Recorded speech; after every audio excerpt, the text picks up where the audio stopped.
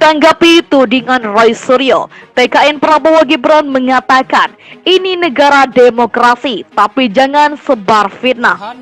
Karena ini sudah sangat keterlaluan dan kita minta kepada Bareskrim Mabes Polri untuk tindak tegas memanggil pihak-pihak terkait dengan penyebaran berita hoaks. Kami sebagai relawan pendukung pemerintah juga sangat menyayangkan begitu masif dan struktur penyerangan berita hoaks yang ditujukan ke Menteri Pertahanan Bapak Prabowo Subianto, dan hal itu sangat mengganggu jalannya rodanya pemerintahan.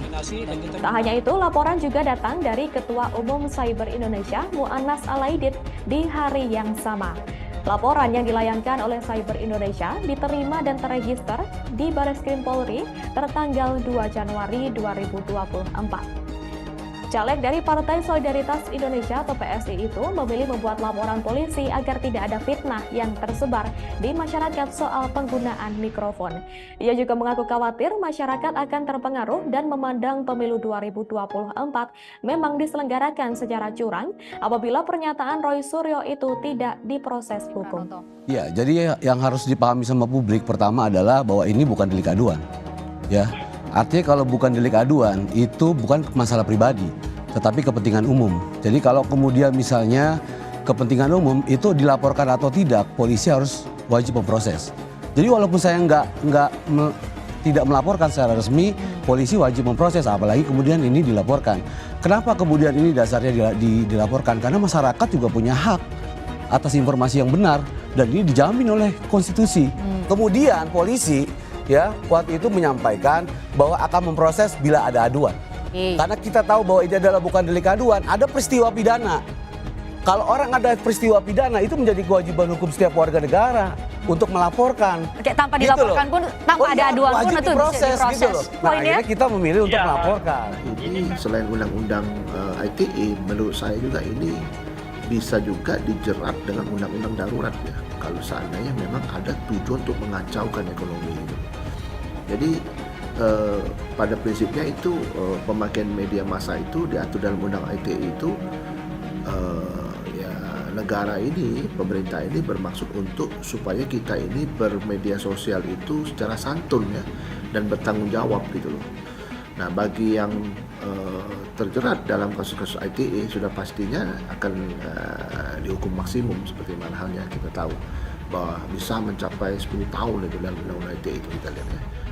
Ketua Tim Kampanye Nasional atau TKN Prabowo Gibran, Rosan Roslani, merespon tudingan pakar telematika Roy Suryo kepada calon wakil presiden nomor urut 2 Gibran Raka Buming Raka.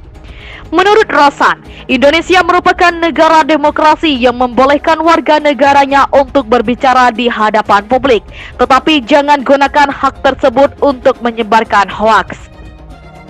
Ini negara demokrasi, boleh saja bicara apa saja, tapi tolong jangan menyebarkan sesuatu yang tidak benar, fitnah. Jangan menyebarkan sesuatu yang tidak benar, kata Rosan, ditemui usai menghadiri deklarasi pejuang P3 di Jakarta, Kamis. Ia menyebut seluruh pihak harusnya melakukan edukasi politik dalam rangkaian pesta demokrasi ini, bukan justru menyebarkan informasi yang salah kepada masyarakat.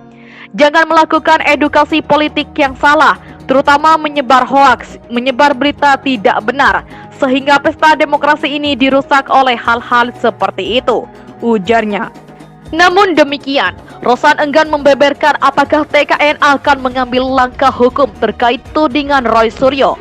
Menurutnya, Komisi Pemilihan Umum atau KPU Republik Indonesia telah memberikan klarifikasi atas tudingan itu. KPU kan sudah memberikan klarifikasi dan statement. Ya, saya rasa itu, katanya lagi. Sebelumnya, Roy Suryo berkomentar soal pelaksanaan debat perdana Cawapres di Balai Sidang Jakarta Convention Center atau JCC Jakarta, Jumat 22 Desember. Menurutnya, ada sejumlah kejanggalan dalam debat yang diselenggarakan oleh KPU. Kemarin sudah saya duga untuk menghindari chatting, sebaiknya next KPU adil. Cuit Roy Suryo melalui akun X miliknya, @KRMT Roy Suryo 1, Jumat 22 Desember. Kenapa sih nomor 2 ini sampai gunakan 3 mic sekaligus? 1 clip on, 2 handheld, 3 handset. Apa gunanya juga ada earphone? Siapa yang bisa feeding ke telinganya? Mengapa 2 calon yang lain beda? Ambiar, sambungnya. Kemudian Ketua KPU Republik Indonesia Hasyim Asyari buka suara di Jakarta Sabtu 23 Desember malam.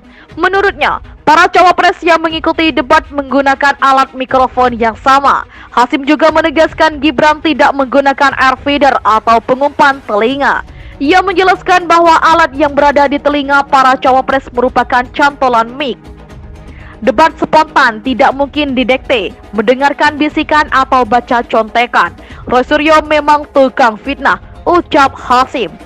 Teranyar, Roy Suryo melayangkan surat somasi kepada Ketua KPU Republik Indonesia Hasyim Asyari atas pernyataan yang membuatnya mantan Menteri Pemuda dan Olahraga itu tukang fitnah. Somasi disampaikan oleh pihak kuasa hukum Roy Suryo dari IDCC dan Aksosiates Rabu 27 Desember.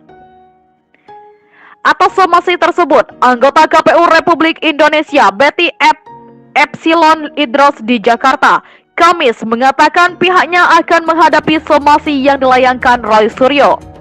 Mu'annas Alaidit mendesak pihak kepolisian untuk segera menindak Roy Suryo. Bukan tanpa sebab, Mu'annas Alaidit menilai tuduhan yang dilontarkan oleh Roy Suryo tak memiliki bukti kuat dan hanya berdasarkan kecurigaan pribadi saja. Oleh karena itu, Mu'annas Alaidit menilai jika alangkah lebih baik Roy Suryo segera ditindak pihak kepolisian agar tidak banyak fitnah yang kian merebak. Lebih lanjut, Mu'annas menilai jika tuduhan Roy Suryo hanyalah berdasarkan rasa curiga saja, sehingga tuduhan tersebut tidak patut dijadikan Roy sebagai pembelaan diri. Oleh karena itu, Mu'annas menilai jika hal tersebut ditangani oleh polisi, maka akan ada titik terang berdasarkan hasil pemeriksaan dan penyidikan. Di sisi lain, Mu'annas juga menilai jika tuduhan Roy Suryo tersebut berpotensi memunculkan perpecahan di tengah masyarakat. Oleh karena itulah, jika polisi menindak Roy, maka akan sekaligus memberikan pembelajaran kepada masyarakat bahwa setiap orang yang menuduh tanpa disertai bukti yang kuat hanyalah sebuah asumsi semata.